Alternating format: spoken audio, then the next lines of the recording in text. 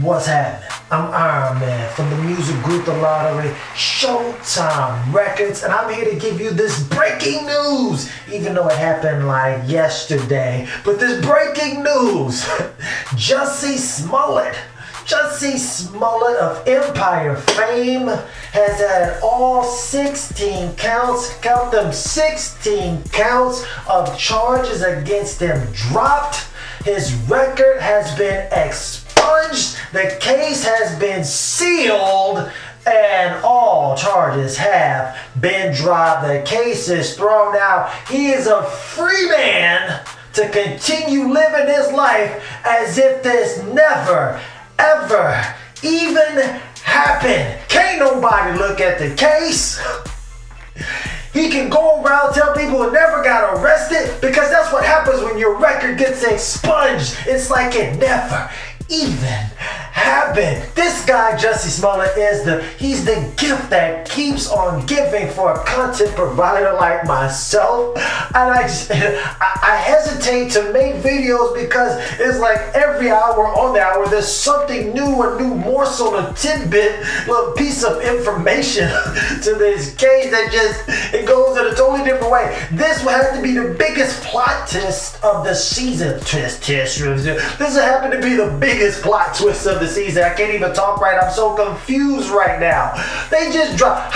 First of all, like I said, I'm an edutainer. Basically, I don't try to give you the news, but I give you some information from a different perspective, a different point of view, and hopefully I can share mine with yours and learn something more about the situation to get a better perspective overall. That's what an edutainer does. Hopefully in an enlightening and entertaining fashion. That's what I do. Now, what perspective do I bring to you? I am a lifelong Laker who was born and raised in Cleveland, Houston, Texas, and I represent these Houston Rockets whenever they ain't playing the purple and gold. But besides that, I am a young man who has never, I've never seen a single episode of Empire. I've never seen that. Like I said, before I did the first video, the reason why I'm doing this second video as an update is because I got so much positive feedback from it. I was like, let's do it again. We got some new information. Let's do it again. Go back to the well. But man, I have never seen, I still haven't seen it, but now I know who Jussie Smollett is. Okay, all right, that's great and fantastic. Man, what gets me? Let me tell you about this. This is what boggles my different perspective of this. Well, first of all, I want to tell you the reasons why I think they ultimately dropped the case. The reason that they ultimately dropped the case is because they have no case. Okay, when you have an easily winnable case, I'm not a DA, I'm not an attorney, but this is all on the realm of common sense. I'm giving it to you from a common sense perspective. When you have an easily winnable case, you take that case to court in front of jury trial or a judge because you know you've got all the evidence, and they said there was mountains and just a smorgasbord of evidence. Y'all like that? A smorgasbord of evidence out there, just overwhelming to just condemn him and find him guilty and convict him. But for some odd reason, they just dropped the case. Why would they do that? Now, he did have to forfeit, as part of this agreement, he did have to forfeit his $10,000 bond, which raises some. I was like, why would you do that if you thought that you were innocent? Now, it could be that he thought that he may be found guilty. He wasn't sure, was on the fence whether he was innocent or guilty or not. I'm not talking about that. I'm just talking about whether he thought he was going to be found innocent or guilty. If he thought it was going to be too much trouble, he was like, oh man, $10,000 and this goes away and I can just move on with my life. Hey, that could have been the case. He may have thought, like, man, I am guilty and they're going to find out, they're going to prove it. Let me just do this to settle this out of the court. Who knows? He could have also been like, man, I'm innocent. I think I may be able to be found innocent in a court of law, but they've already dragged me down so low, and whether I get in or not, they're making fun of me. I'm never going to be able to find work in this town again. I need to rehabilitate my image and get back to getting in front of the camera, because he is very good in front of the camera. This guy, there's one thing I know. This guy is a hell of an actor. I mean, either this is real, this really happened, and he's telling from his soul. He said, I wouldn't be my mother's child if I could bring up these false claims and whatnot. But man, get this guy an Oscar. I can't help it. I'm involved. I'm like, man, I believe him. And even though they come with the evidence and the check and all that other stuff, what gets me in all of this? And he also did community service, like 100 hours of community service. So he was like, man, let me just try to get my life back restarted. Hopefully, I can refurbish my image, and gloss it back over and get back to what I was doing, because they trying to run me off the show. Empire returned back, and man, the ratings cratered. And hey, man, look, listen. Speaking about Empire, I will get with my lawyer to make sure that I don't spill the beans about or say anything else to incriminate myself. But you would have to write this into the show. The ratings are in the tank. You can't get rid of him, because I'm sure he could sue. Because the charges were dropped. So you can't be like, hey man, we sued you. We relieved you from your part on the show because of that. It never happened. It never happened. His record's been expunged. So you may be falsely, firing him from his job, under bad pretenses or whatever the actual legal terminology is for that. But he could definitely do that. But use him. He's super popular. Even if he's not popular, he's visible right now.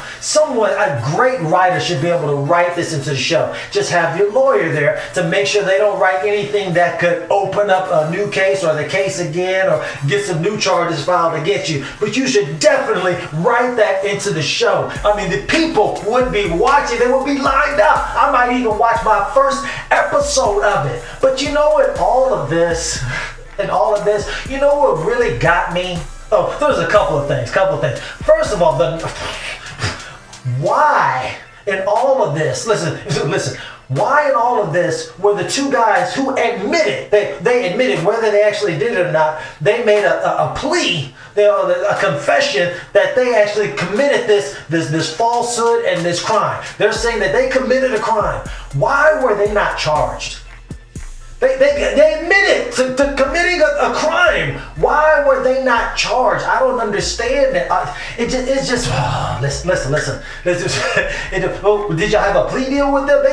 They arrested them, talked to them, whatever, then let them go. Like, what? They admitted, no, we did something. They committed a crime. Why were they not being charged? It was just shaky from the get-go. Then he said he saw one of the guys and they were white, they were Caucasian. It was just, it was just weird story from the get-go. Weird story. And then they were talking about $20, $50 an hour to be a fitness trainer, a physical trainer. No, where? What are you talking about? Especially to a star like that? No one charges cheap prices like that. That's absurd and unheard of. So, there's so many holes and caveats to this whole thing. But I want to move beside that. What really irked me about this is the police department.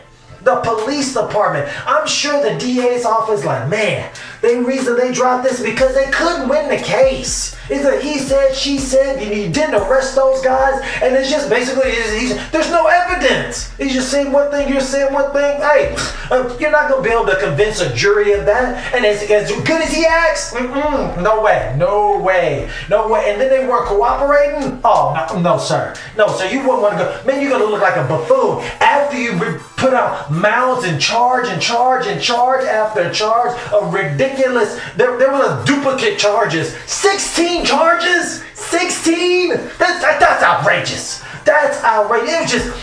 This whole case was just bungled from the get-go, from the DA. Then the woman recused herself of the prosecutor.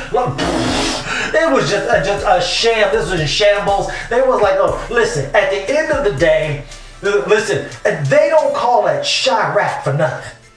There are people getting murdered over there almost on a daily basis. They almost lead the nation in murders every single year. I would think that you have some more important tasks and duties for these police officers, the police chiefs, everybody involved to be doing instead of worrying about Jussie Smollett. I understand what he did.